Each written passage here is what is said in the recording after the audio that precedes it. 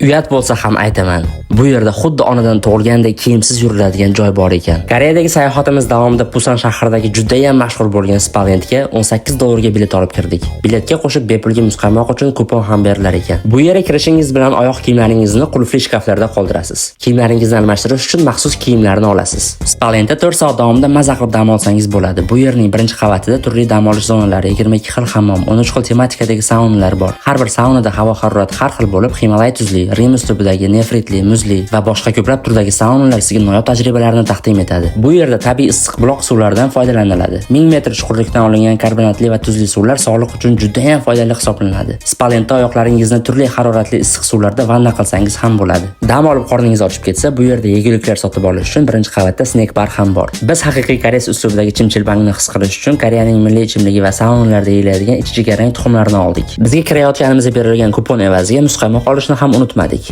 Shoshmang, bu hali hammasi emas. Spalentning ikkinchi qavati ham dam olib stresslarni chiqarish uchun ajoyib zonalardan tashkil topgan. Ikkinchi qavatda massaj, yoga bilan shug'ullanish uchun xona, fotozona, restoran, turli o'yinlar xonasi, ramyonlar tayyorlab yeydigan kafe, televizor ko'rib o'tiradigan va boshqa dam oladigan joylar juda ko'p. Mana aytgan o'sha kiyimsiz kiriladigan joy erkaklar va ayollar alohida kiradigan yopiq issiq buloqlar zonasi. U yerga kirish majburiy emas. U joy mana shu ko'rinishda bo'ladi.